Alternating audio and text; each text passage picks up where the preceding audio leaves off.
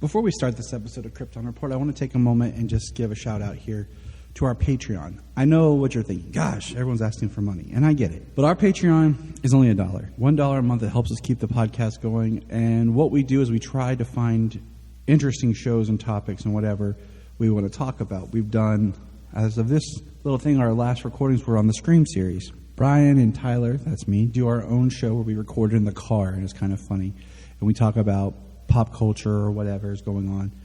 We also have the Supernatural podcast we've been reworking. It's taken on some time just because of life. But we do movie commentaries as well. It's something that James and I have done, what we used to do on the main show that we've started doing here. So for $1 a month on our Patreon, you can get those shows. There's at least 4 a month. Also, there's my movie pitch show that I do. But also, what we want is if you're a Patreon, you can come on. You can come on the main show if you want. Or if there's something you want to come on and talk about, we can do it as a Patreon special. So all I want is for $1 a month, think about chipping in, joining our Patreon, and you have a voice to be part of things. Follow the link in the link tree or in the show notes below, patreon.com/KryptonReport. Part of the Press Play Podcast Network. Look up in the sky. It's a bird. It's a plane. This is Jason J. Lewis, the voice of Superman on Justice League Action. This is Mark Wade, writer of Superman Worldwide. You're listening to the Krypton Report.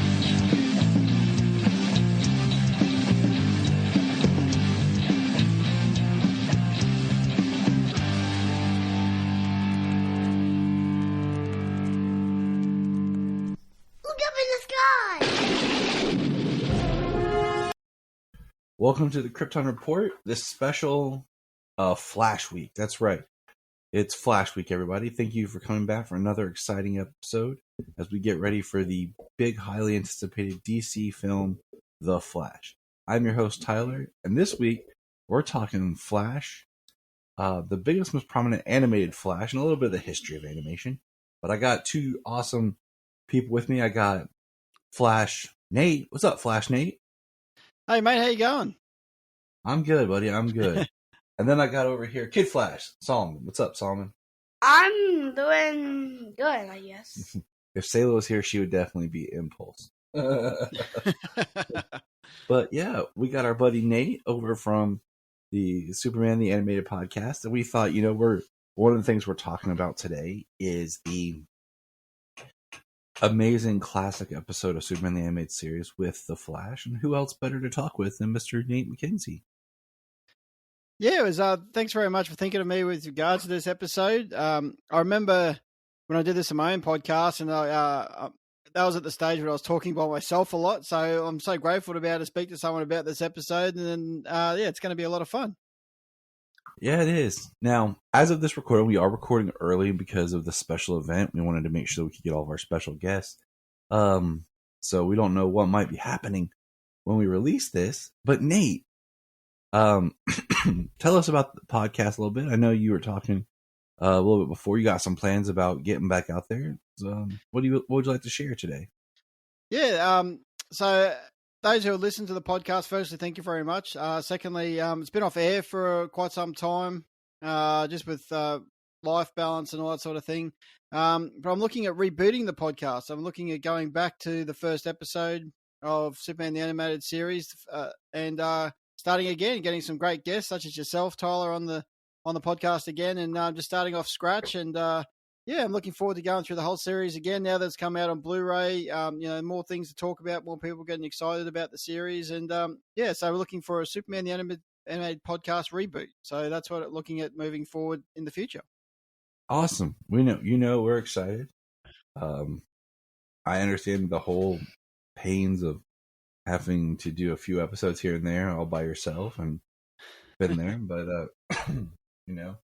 when it comes to the animation part, we always like having you be part of things, and we're excited. How on a scale of 1 to 10, Nate? How are you? Can't even talk. Too early. For those who don't know, Nate's Australian. For those who don't know, yeah, and he's in Australia, and the time difference is 15 hours. So anytime we talk to Nate, one of us is tired because it's getting to be late, and the other is tired because they just woke up. So. Besides, I was up early and I was watching YouTube. Yeah, Solom's an early bird. He was up and chipper. I'm like, hey. He's like, hey. I would wake up at 6 o'clock in the morning. Oh, that is so good. At least you get the whole day to do whatever you want. That is fantastic. It is. On a scale of 1 to 10, how excited are you for this movie, Nate? To be honest, I'm actually probably about a 9, even pushing a 10, just the fact that, there's been just so much stuff about it online about how, certain actors are saying this is the best movie they've seen for a long time. Even Ben Affleck saying this is the best Batman that I've done and stuff like that. So I'm excited, a bit disappointing not knowing if any of these characters are going to move on in the DCU and, in the Gunn universe, so to speak. But, very excited if this is going to be the last, one of the last ones up before Aquaman at the end of the year. But yeah, I am very excited and looking forward to seeing what comes out. I hear you. I'm with you. But before we get into today's episode, we're going to take a quick moment and just talk briefly a little bit about Flash and animation. And I got a couple notes here to read to everybody, and we'll just talk about it. But The Flash in 1967 appeared in the Superman Aquaman Hour adventure. It was cartoons produced by Filmation and featured 18 7-minute shorts which starred various DC heroes, including 3 solo adventures of the Flash, Barry Allen. Wally West as Kid Flash appears in 2 segments starring the Flash. They are titled Take a Giant Step to Catch a Blue Bolt. The later shows Barry and Wally changing into their Flash and Kid Flash uniforms using their rings.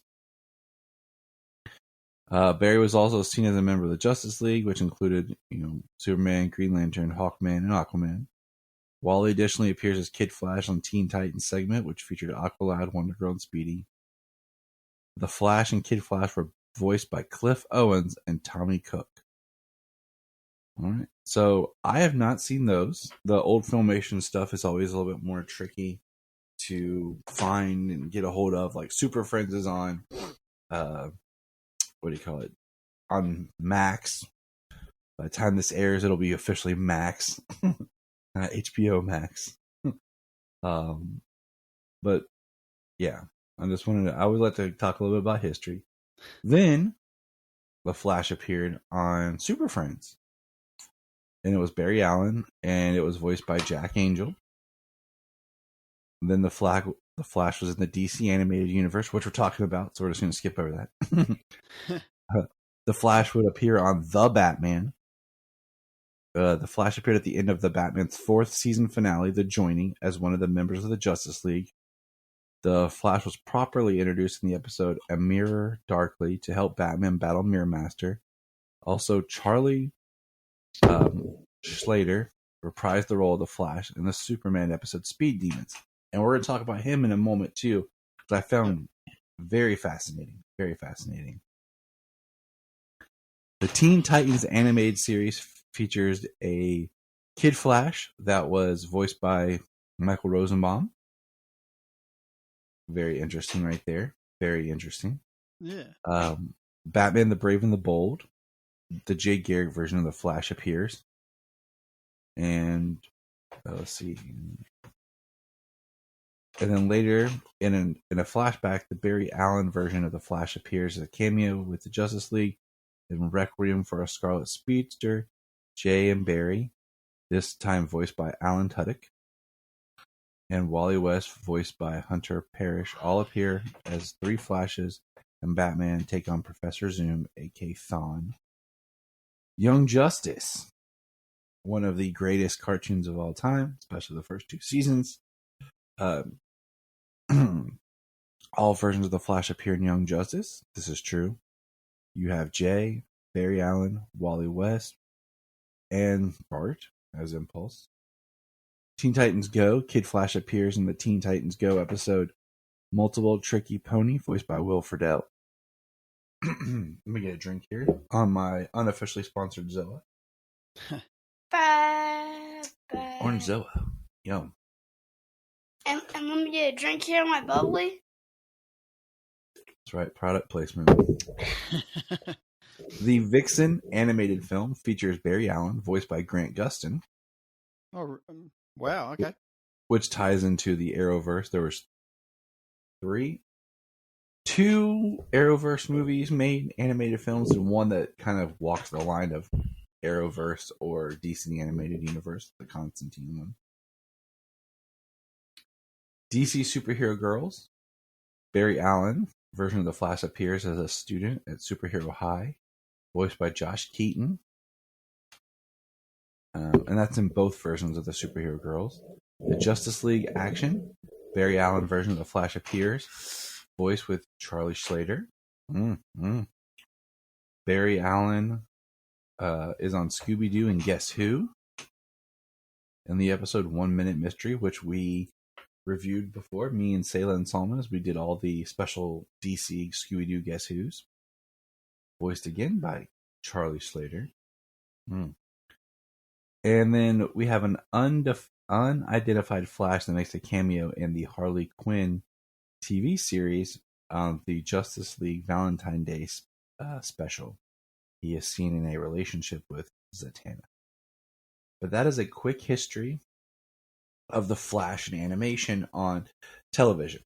Now, there is a more extensive Flash in animated films, and we'll get in that in a different episode. So this is just kind of focused on television animation. But what we're focusing on today is the big one, where he's very prominent.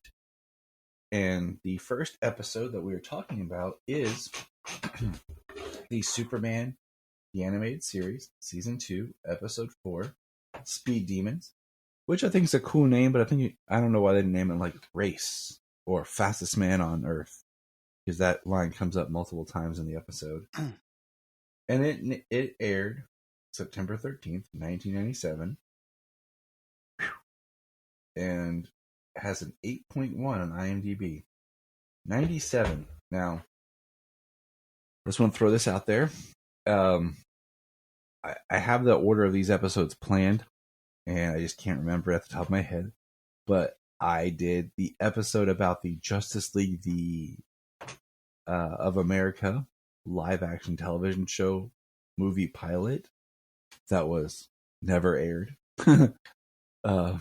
And it happened in 97, and we talked about 97 being the year where basically you had Steel and Batman and Robin, and how it was just, and Lois and Clark was ending, just being kind of a rough year for DC, and this is a bright spot. What do you think, Nate? Yeah, well, I think you need a bright spot after hearing all of that with regards to what didn't happen for DC, and unfortunately what eventuated. Some of those movies, there are people out there that obviously love those, and will have special places in their heart for them, obviously, because when they're growing up as kids, or actually showing those movies to their kids. But yeah, after listening to what you were just saying before, I agree. 97 was a tough year, but good for the animated series, and I think that was the good thing moving forward over that time period. Yeah, I didn't even think about when I was watching. I made my note like 97, and I was like, oh yeah, that's that year. Just a quick summary of the episode. Superman and the Flash compete in a charity running race around the world, but have to stop to deal with the weather wizard. I'll tell you what, the weather wizard could help out here in Change, Ohio, but use his powers for good. Now we're gonna go over to our young man here, Salman. In general, what did you think about the episode when we watched? When Superman was racing the Flash, what did you think? I loved it. Okay. It was a good episode. I think the episode was really good, and anyways, it was just a good episode. I loved it so much. Good. See, I always like getting his perspective because honestly, at the time that this aired, I was 12. And I was still watching the show, and here and there when I could, because I think at this time it was on Kids WB, maybe, I'm trying to remember. And it was always difficult sometimes on Saturday mornings and on TV. My dad always was changing stuff or wanting to go out and do stuff. Like, I but I use him as my barometer, and it shows that these cartoons still hold up. That I sat and watched this with Solomon and Selah, and she loves The Flash. So, watching these with my kids is a good indication that these cartoons are timeless and have a strong future and legacy. Because if there's some things like from the past, like we popped in the Filmation, or even like I'm about to do a dive into the Superman Ruby Spears here soon. And I've watched like one of those before, and I want to do a whole deep dive into it. Some of the older cartoons are a little harder to watch, like the Super Friends.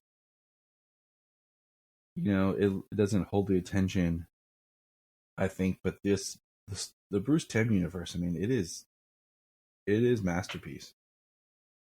Yeah, and like you said, it still holds up today. You can go back and watch it and think it's just only just been brought out yesterday, other than some of the animation styles and stuff like that. But when it comes to the storyline and the excitement of watching the show, yeah, it definitely will stand its time moving forward in the future. Now, this episode, Fastest Man Alive, it starts with a charity race in Metropolis. There's a quick line that's funny. That guy from Central City. Now, Nate, do you remember the first time you watched this episode? I think I mentioned it a while back, either on your podcast or mine. I actually watched Justice League and Justice League Unlimited before I got a chance to watch Superman the Animated Series, and watching this episode and seeing the Flash for the first time after listening, Michael Rosenbaum voice the character was very interesting to me. I didn't understand what was going on. I thought, I didn't really understand a lot of the animation side of things when I was a bit younger, but growing up, and I think you and I have had a conversation as well about the theory behind this Flash compared to the one in Justice League, and I'll let you talk about it. But I think that's I have more evidence. Theory. I have more evidence for my theory now. Do you? All right, yeah. Lay it on me, mate. I'm all ears. Okay, so my headcanon theory that is just my personal thing, and I kind of explained this a little bit to my buddy Anthony over at Digging for Kryptonite, and I have more behind it now, but I like to think that this Flash is Barry Allen.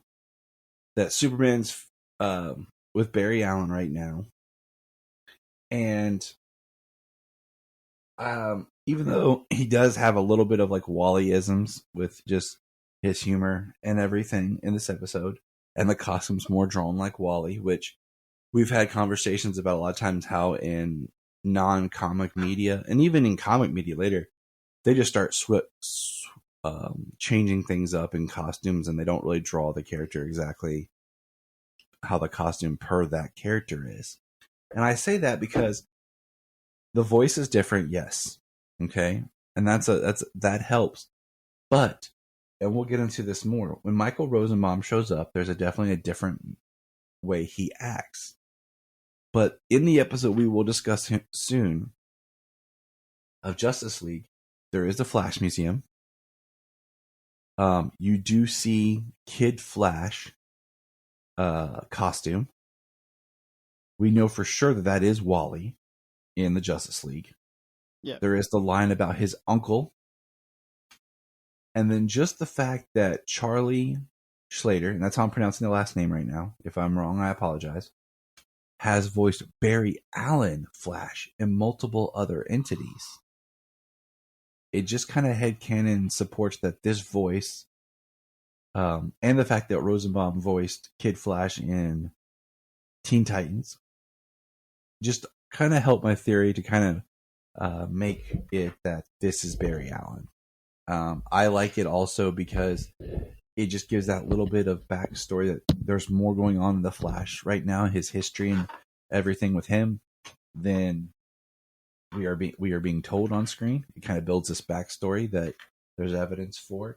And then I even watched the Justice League animated series episode, Secret Origins, when Flash shows up, just to see if there's anything that indicates that Superman and Flash had already met, and there really isn't. There's nothing that really indicates that they have a previous encounter. You know, we know that the race happened because it's also referenced in the episode of Justice League Unlimited with the Flash Museum.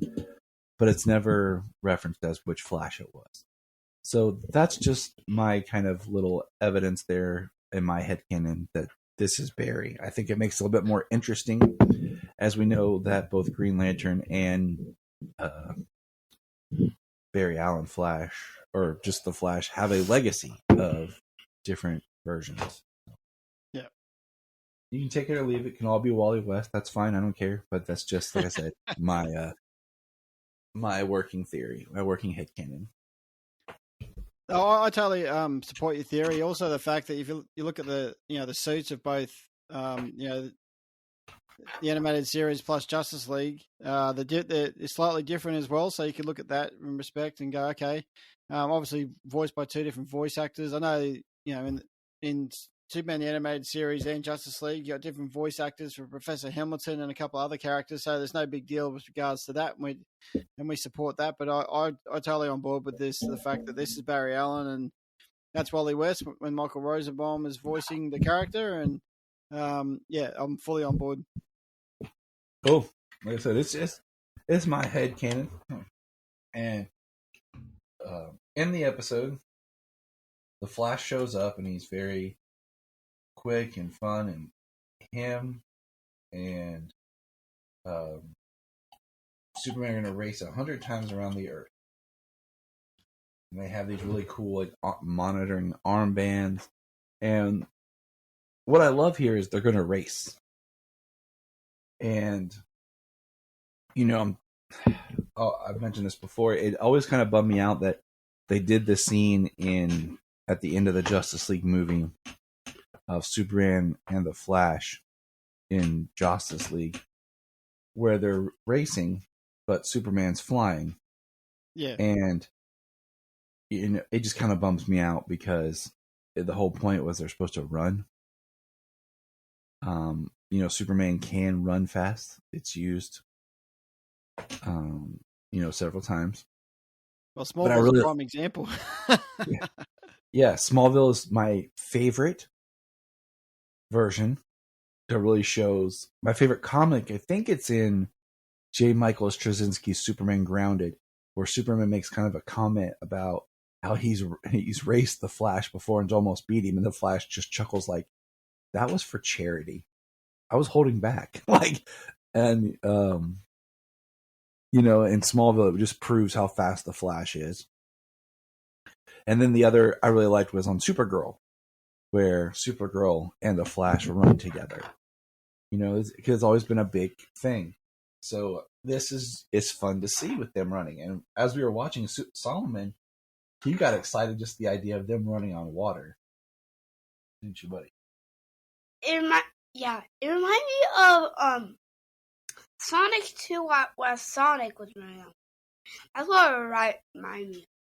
And I always wanted to walk on water. Solomon now wants to learn how to run on water. Or run on. It's going to be rough, buddy. It's going to be rough.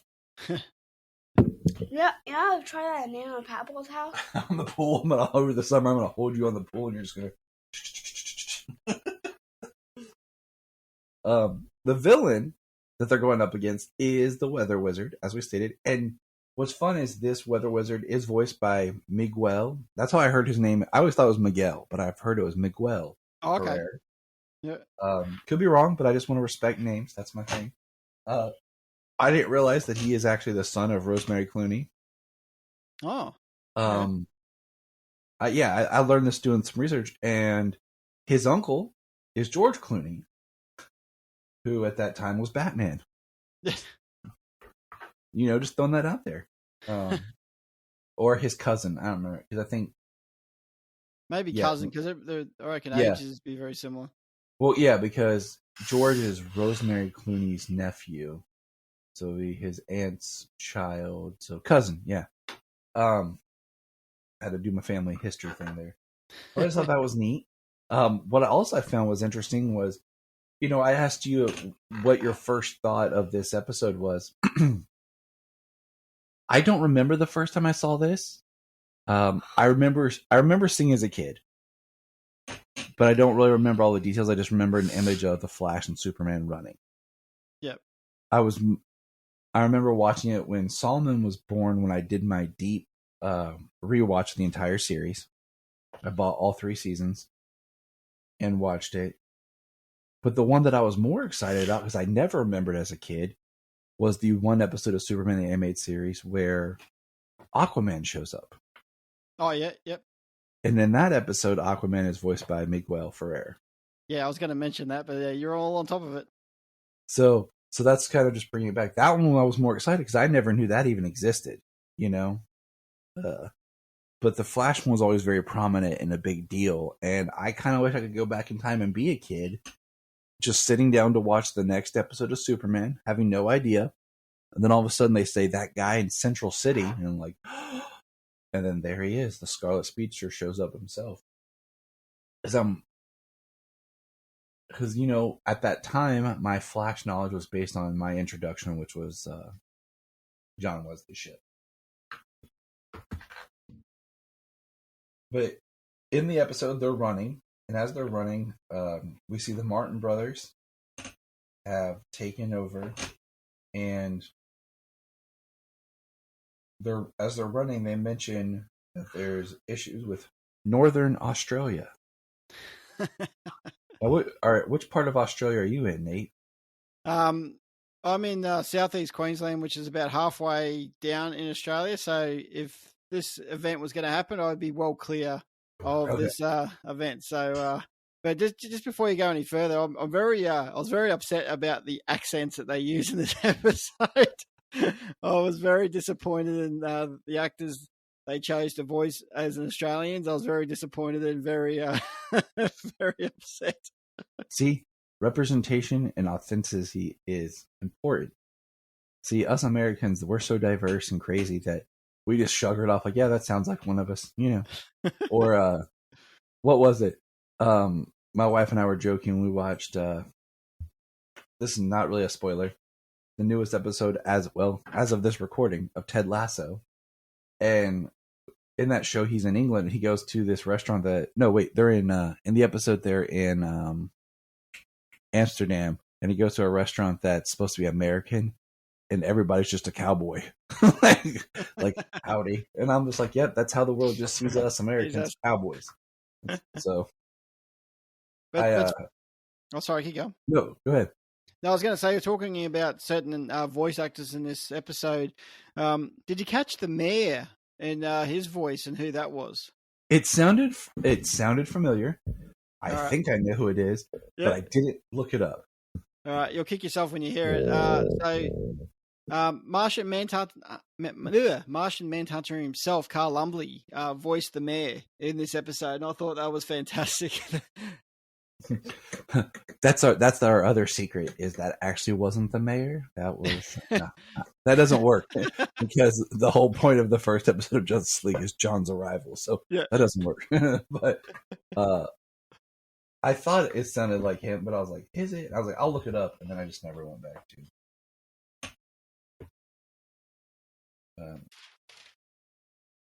Yeah, what do you want to say, Simon?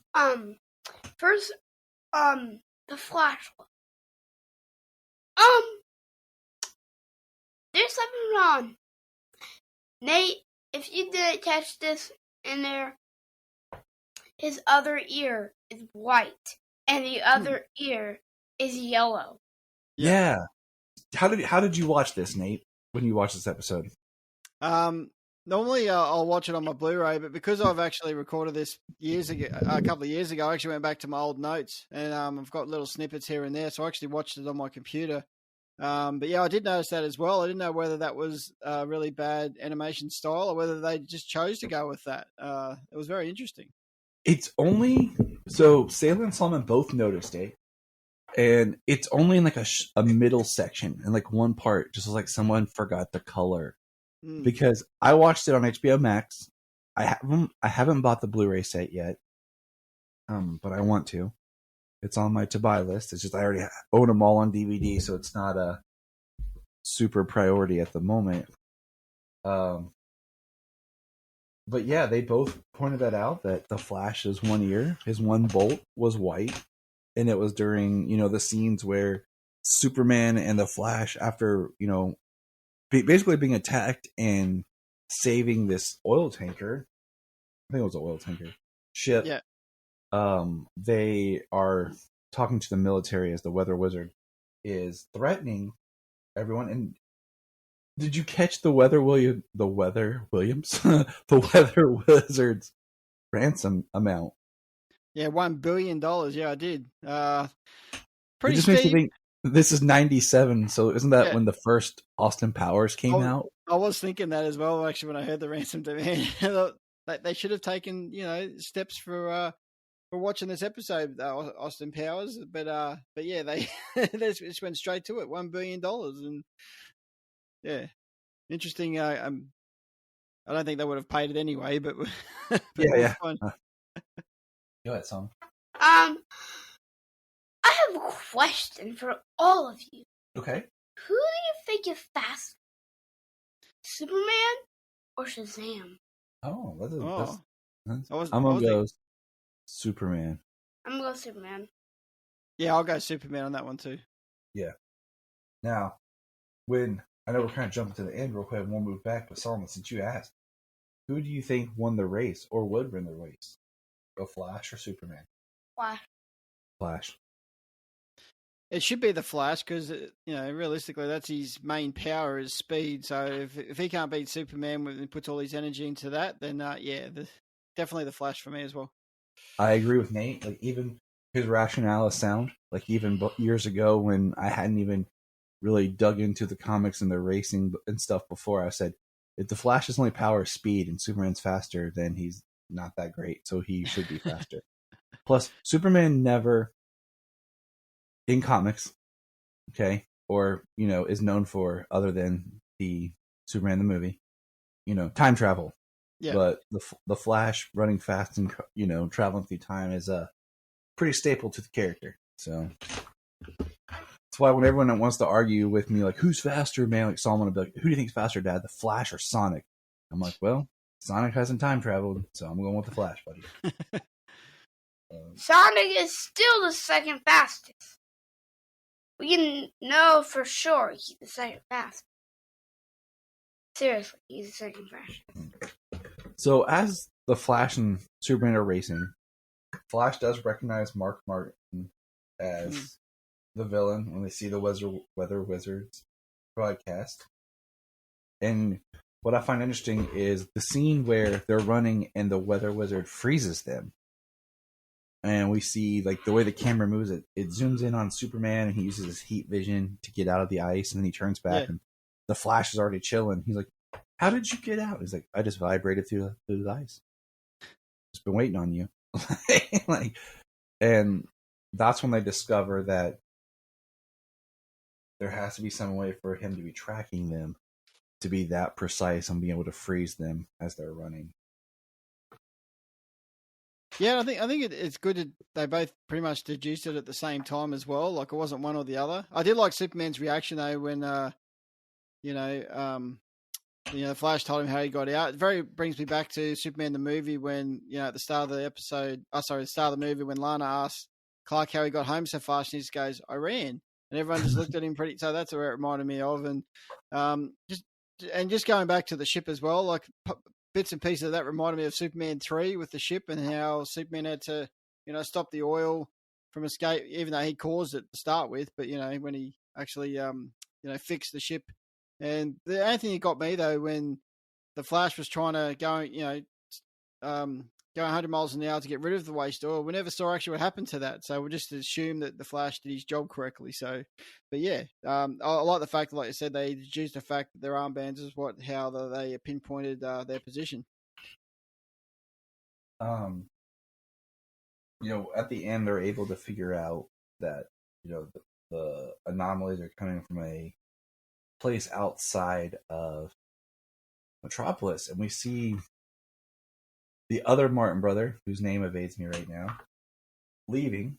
And basically, Mark, the Weather Wizard, turns on his brother and tries to kill him in his Jeep. And he goes flying off a cliff. And Superman and the Flash save him, like they do. That's what heroes do. And I like how they get into Weather Wizard's compound. Superman goes like down and comes up, and then the Flash just pops in and he takes a excuse me, a lightning blast to their chest, and it causes basically the machine to blow back and destroy itself.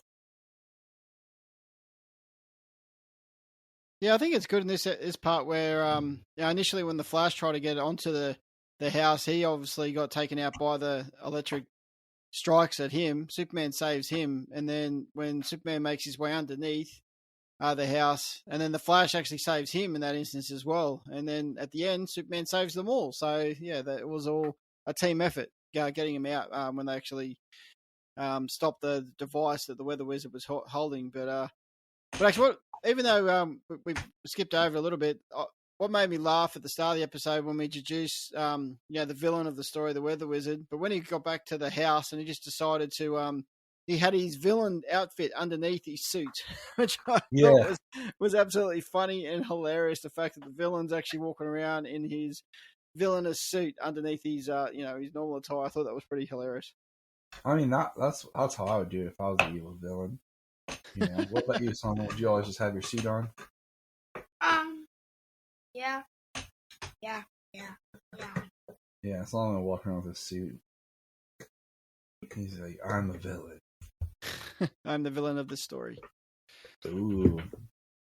And, they put him, Weather Wizard, in prison. They don't name the prison. They just make a joke about him not being able to get out. And we have a really good moment where Superman talks about how he first thought the Flash was just a hyperactive jerk. And then they decide, they do the, when the Flash, it's a callback to the beginning when the Flash first meets Superman. Superman goes to shake his hand. Flash does too slow, pulls back. And Superman does that to him, pulling back around like, too slow. And the episode ends where they're like, hey, we still have to figure out who the fastest man is. And they count down. And they go racing off together into the sunset. We don't know who the winner is. And I think if this it'd be interesting if they did this in Justice League, if they did the same episode, whether they actually tell us who won, because this one, because it's Superman animated series, they probably just did that ending just to say, well, this is Superman's the main character. We're not going to show him that he's going to lose, so let's just let everyone think that let them deduce who they think wins in the end. Exactly.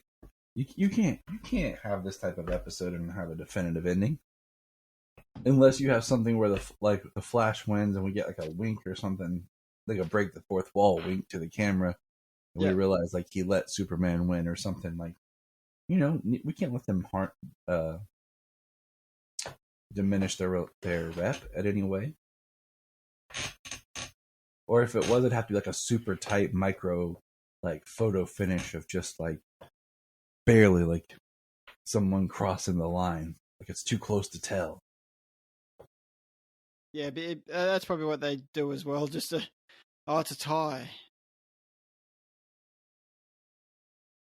So that is Speed Demons, which I said at the beginning, like, I just think this episode would have benefited from being called the fastest man in the world. Actually, it should be called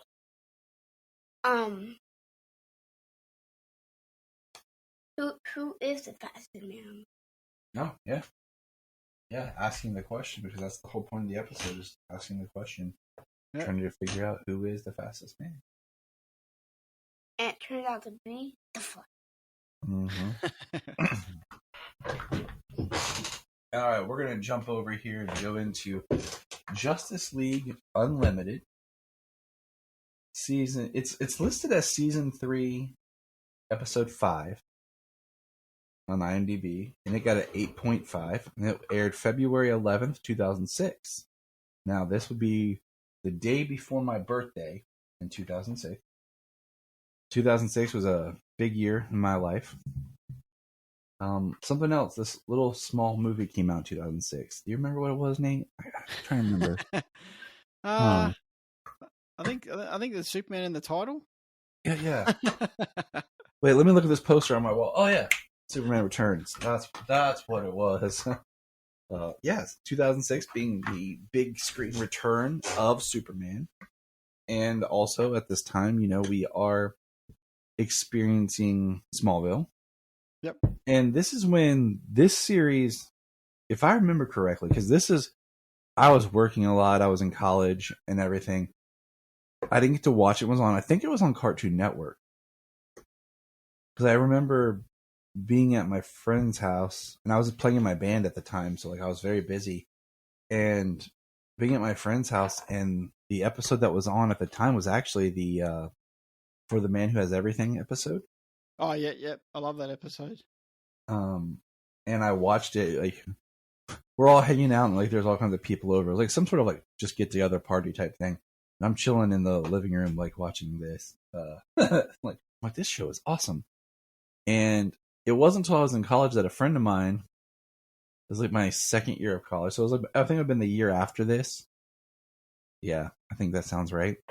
He had bought he had the whole run on DVD of Justice League and Justice League Unlimited, and I borrowed it and I just watched them all, and I loved it even more. It was just the one show that kind of fell under my radar just because of the timing of its release. So I didn't get to experience this kind of live as it was happening, so to speak. But when we watched this, I purchased, I think back a year or two ago. No, it's about a little over 2 years ago, when I think DC Universe was disappearing, and HBO Max was not going to have Justice League Unlimited. They had the complete series of Justice League Unlimited for $20 on Blu-ray. So I purchased it, and we watched this on Blu-ray, and it looked awesome. Because the animation, one thing was the animation style. The way they did the animation was a little bit different by this time compared to how they were doing the animation in Superman the Animated Series. Yeah. We picked this episode. It's titled Flash and Substance. And a brief explanation is this: a day in the life of Wally West, aka The Flash. The day includes West at his day job as a criminal lab tech, the dedication of the Flash Museum, and the attacks of 4 villains. And, right off the bat, right here is where I go into and I say, a lot of times the Flash has a problem with amalgamations. Because even in the John Wesley Shipp series, and you'll hear that at another time here this week, there's Wally-isms in the character that's supposed to be Barry. And in this, it's kind of the opposite. It's Wally, but there's Barry-isms, because I always knew Wally West as a mechanic more than a lab tech guy. Yeah, even though he was kind of a scientist himself. So, Crypto's awake. The super dog. So the Superboy. Do you want to take the super dog out real quick? Yeah. All right. I think I have to do it. All right, Superboy. That's what happens when you podcast early in the morning. The dogs rise. And totally understand. And we're sorry of the noise because of that. He's got this. That's the sound of him rushing off. But the episode opens in the bar, and we see what I saw was the top, kind of in the background. We have Captain Cold, Boomerang, the Trickster, Weather Wizard, and Mirror Master. And they're sitting there talking, complaining about the Flash, as you do. Captain Cold has one of my favorite lines where he talks about having to pay the mortgage. And then they all talk about how they're the hardest men in Central City. And the waitress comes around and asks them for their drinks. And I was trying to write down what everyone ordered, but the Trickster orders cherry cola. So of course that, Yep. perks my ears up. and Mirror Master's like milk, or not Mirror Master. Captain Cold's like milk. My ulcer's been acting up. Yeah. So I find that humorous. Of just like they're talking about being these hard criminals, and they're like ordering the most not hard drinks. No, I thought it was funny as well because they mentioned a little bit later on about, well, I have to pay this amount of money for my, my ships or my objects that I use to try to defeat the heroes. But you just you use mirrors and they're everywhere and all that sort of stuff. They talk about their financial worries as well with going into the villain side of occupation as well. I just thought it was a fun way to introduce that into the start of the episode. And so just a fun fact as well with some of the voice actors. You're probably going to bring it up anyway. Mark Hamill reprises his role as the Trickster as, being in the Flash TV show, which you said you're going to discuss this week as well. So I thought that was pretty fun. And he came back, I think, in the Flash TV series, the current one as well. Yeah, he did. Hey, look who's awake. It's Sayla. And look what pajamas, well, you can't see, but Sayla, tell all the listeners, what pajamas are you wearing? Flash. Oh, just in time. Perfect. Yeah. She came into here. She's wearing her Flash pajamas. Oh, we're recording. Yeah.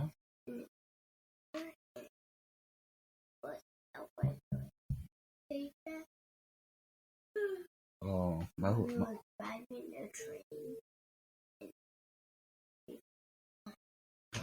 this is my little Flash girl right here. So tell our listeners real quick how much you love the Flash. Very much. What was your birthday party theme? Flash. Yeah. Yesterday I was wearing my Flash. She was wearing her Flash costume around the house yesterday. So that is so perfect. I know, she's awesome. She's awesome. She just naturally she gravitated to the Flash. Hey, Dad, can we go play up there? Yeah, I don't care, baby girl. Okay, Bubby's recording with me. What? Yeah, Bubby's been up recording with me. This is the live life of Dad podcast. But in the episode, like you were saying, you have Mark Hamill back, who he put the stamp on the Trickster. Yep. And what we get a scene of Wally in the crime lab, and there's a guy who's in the crime lab who's drawn to look like Barry Allen. Did you catch that? A little bit. I just actually got excited when I actually saw, even though, like as you mentioned before, it's normally Barry in the crime lab, not Wally, but I just like the fact that they just showed him doing his day job. You see Bruce Wayne, in his day job, you see Clark Kent doing his, but it's good to see Wally actually, doing his job, not just being the Flash. I thought it was pretty cool to see. But yeah, I'll have to watch the episode again to catch the Barry Allen reference. Yeah, it's just an interesting little character, just drawn like Barry Allen. I thought was just kind of funny. I do like, that's one thing I like about the Flash in this episode is just you see his day job. And Wally mentions, that he's got to go. He's taking that half day. Half day, yep. And they're like, okay. And he goes into like a closet, like table for one, and gets boomed to the watchtower. And it's just really cute because you can tell he's super excited. And when he gets there, it's Batman and Orion, which I thought was just interesting that it's Orion. Yeah. And it's very interesting because Orion and Batman, and there's the comment made about he's like, oh, Superman's doing this, he's off world with Green Lantern, Wonder Woman's doing this, blah blah blah, and he's like, they're doing this special thing in Central City for me today, and Batman's like, what time? Yeah. He's like 6 o'clock, and then Wally leaves, and Orion makes an off comment about, I would never, and Batman just turns to him and looks, and he's like, is it black tie? Yeah, I thought it was, I wrote that down as well. I thought that was a classic move by Batman, just the look on his face. But even throughout the episode, you see little parts of actually, and I like the fact that Batman's actually sticking up for the Flash, and and even remember the Flash going to Batman. I'd be grateful to have one of the original 7 there. So I thought that was a good callback to Justice League and the original members as well. And it was an interesting choice having Orion there. And those who love Superman the Animated Superman the Animated Series. So Ron Perlman voices Orion, and he actually voiced Jack Sir in Superman the Animated Series. So a little bit of crossover there. Yeah, and he did Clayface in Batman the Animated Series, the Matt Hagen Clayface. Yep. I like in the dynamic of the Justice League that the Flash is the heart. He is always he's always kind of looked down at first by other people in the Justice League because they think he is just more goofy, but they don't really see him as who he is. Everyone's always trying to be the most strong leader, dark, broody, whatever. And the Flash is just about being light. And one thing that I like here is in where I'm making sure I'm following my notes here, is the next thing is Flash is running through the streets of the Central City Keystone area, and he knows a lot of the people in his town, in his city. Yeah. He's saying hi and asking them questions and making comments. Just he keeps up with the people. He's very much a hero that is of the people, for the people, and in the light. Batman's always about fear and being in the shadows and everything being mysterious. And Superman, they say he's kind of in the sky. But, the Flash is on the ground with the people. And this leads to Flash hearing a little girl crying. And he goes in to check on her and says, "Hey, let's find your parents." And no, it's a trap. And it's a trap by Mirror Master. And you know what the worst part about this trap is? What? The music. Because even the Flash says, "This music's got to go." Yeah. I will admit that Mirror Master is probably my least favorite Flash villain, because I find the whole reflective surface, mirror dimensions, and all that just a little crazy. I'm not exactly sure how his powers always work, so he's my least favorite of the Flash villains. Of the rogues, we're gonna be, Yeah. What's your second least? I don't know, but Trickster. I like the Trickster because he's so hard to nail, and I think this episode helps prove that, because the poor guy never got every idea he come up with. No one listened to him. Like, even at the start in the bar, he tried to come up with things, and everyone just dismissed him. And later on, he does the same thing, and that's when he ended up going, "No, I quit. I'm doing my own thing." I felt a little bit sorry for the Trickster in this episode. Because he even says, "Nobody gets me." Yeah. And just to go into the other characters. So Captain Boomerang in this episode is the voice actor is actually Donald Gibson, and it's actually Mel Gibson's brother. Cool. I only found that out today when I was doing a bit of research, going, after Speed Demons and listening to the horrible Aussie accent in that. Even though even though Mel Gibson's kind of Australian, but he's not really, because he actually wasn't born here. Same as his brother, is born in the States. But at least I can try to pass on that. Yep, I can understand they lived in Australia, a little bit of an accent. So I'll give it a pass mark for this episode of his accent for Captain Boomerang. All right.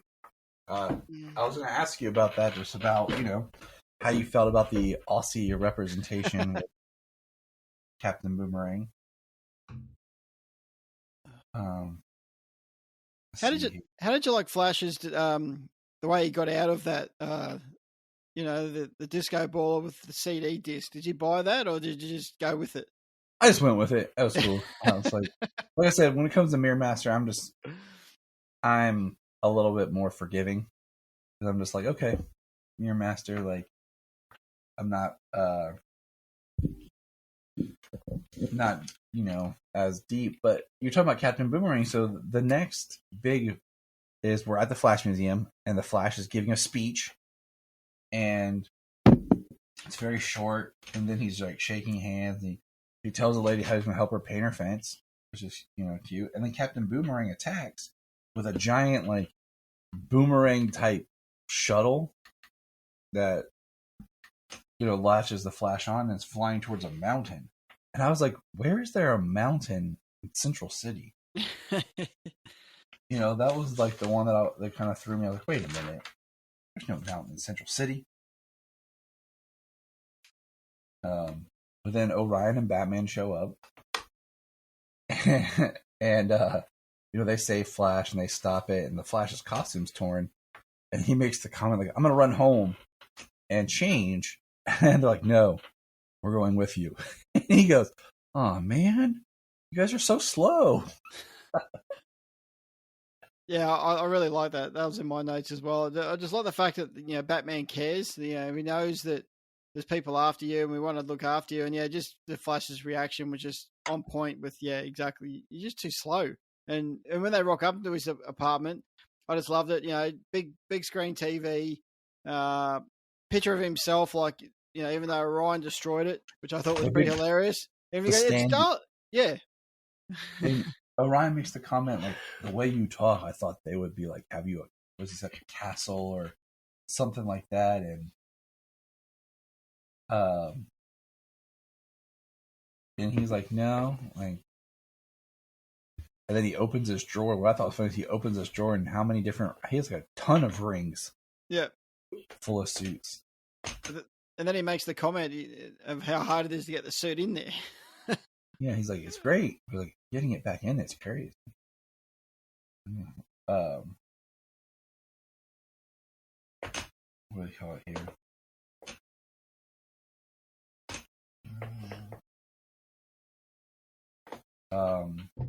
You know, and that's when we have the scene where the trickster's like trying to pitch on the, you know, he's like, he does the line with we see the argument with the road group about the cost. You know, Boomerang's talking about how much it costs him to do stuff. Mm-hmm. We have the trickster's line about nobody gets him, and I do like that Captain Cold realizes that rather than just going in one at a time, let's just all jump in at once. Yeah, yeah. I'm like, that's one of those. And also, I wish I was the captain. We forgot that. Oh yeah. That's right. Like, when we have the snot gun that the trickster uses, and then he gives up and quits, like you said, and we have this part where the Flash mentions the guy. He says like, I'll get them tomorrow, and Batman and Orion are like, what? He's like, let's just get through today. Like, I'll take care of them tomorrow. And he's like, I know where they all hang out, on this little crappy hole in the wall bar on 4th. Yeah. Like, he's like, I know where they are. And they go in, and like, the trickster's there drinking. And I love this scene because you have Flash walk in, but then Batman and Orion, all the other, you know, villains are in the bar, like, running. And the Flash sits down next to James, or Trickster. He says, James, have you been taking your meds? Like, you're wearing the costume again. He's like, oh, am I? Like, you know, he's like, I don't like the meds. He's like, you know, that's not how they work. You got to keep taking them. He's like, how about you go turn yourself in, and I'll come visit you, and we'll play darts. And the Trickster, you know, it's great because he's talking. He's like, man, Captain Cold, Captain Boomerang. I bet if I was captain, they'd listen to me. And, you know, my favorite line is when he goes, the Trickster's like, foiled again. You got me, Flash. He's like, just finish your drink and head on in. He's like, all right. And Batman and Orion are both like, huh? They just don't get it. And Trickster tells them that Mirror Master and Boomerang and Cold are going to attack at the Flash Museum. And what I liked about the next scene, is we meet Linda Park. And for those who don't know, Linda Park is who Wally ends up marrying. And I thought that was cool. Yeah. What? Wally? The news reporter that Wally saves, Oh. that's going to be his wife. Oh, okay. I'm just confused. Why did they name him Wally? Because he's Wally. Or should be Barry? But in this, it's Wally grown up. That's what we were talking about. Because in the Flash Museum, there are, like we talked about a little bit earlier, there's a nod to Reverse Flash with the red Flash symbol. That's what Sayla pointed out. Or it could be like the Kid Flash look. There's the Kid Flash costume. There's the like statue of all the different villains. There is the kind of like statue of Superman and the Flash racing around the Earth. And so what happens is Batman has removed all the mirror surfaces in the museum, except Linda Park opens her compact to touch up her makeup because she's a little fluttered from being rescued by and around the Flash. And Mirror Master jumps out from that, and hijinks ensue with Batman fighting Captain Cold and Mirror Master. And the Flash, he ends up saving Linda. She goes into the mirror dimension and they're stuck running around trying to find their way out. But Batman's smart and basically shoots a flare into the mirror dimension through one of the shards of reflective mirror surface so that Wally can actually see where he's at. And of course, they run to it and through it and are able to come back. It was actually smartly done, I thought, by Batman to actually do that, because I think Mirror Master even said, "You missed me," and you look at Batman's reaction as if to say, "No, I didn't. It wasn't to get you. It was to actually bring the Flash back." So it was really well done. It was very well done, and I loved it because it just showed that Batman's always got a plan, even when you don't think he does. And they come back, they take down the villains, and then Orion makes the big statement at the end, because they're sitting there talking, and he said, "Nobody got hurt. We got the bad guys. I call this a win." They're standing kind of in the rubble of the Flash Museum, and Orion makes a statement that basically says, "I get it now. You play the fool to hide the warrior's pain." Yeah. Yeah. And, that's kind of, just what I think the Flash represents, Flash being that hope. And even, even if it's Wally or Barry, I don't know which one's my favorite, I'll be honest. As a character, as I dive into the comics. Wally. Yeah. Wally's probably my favorite. I think there's a very strong case for Wally being the favorite, better Flash. I've been reading a lot of the comics, but it's nice that at this time, Wally is the Flash, and it kind of reflects that we have John as Green Lantern and stuff, and we had the discussion Nate and I did before about Kyle, because Kyle was the Green Lantern that appeared on Superman the Animated Series, but not in Justice League. So right there helps backdoor that there's been more history going on there than just what we saw on screen. Mm. But any final thoughts on the episode as we kind of wrap up here?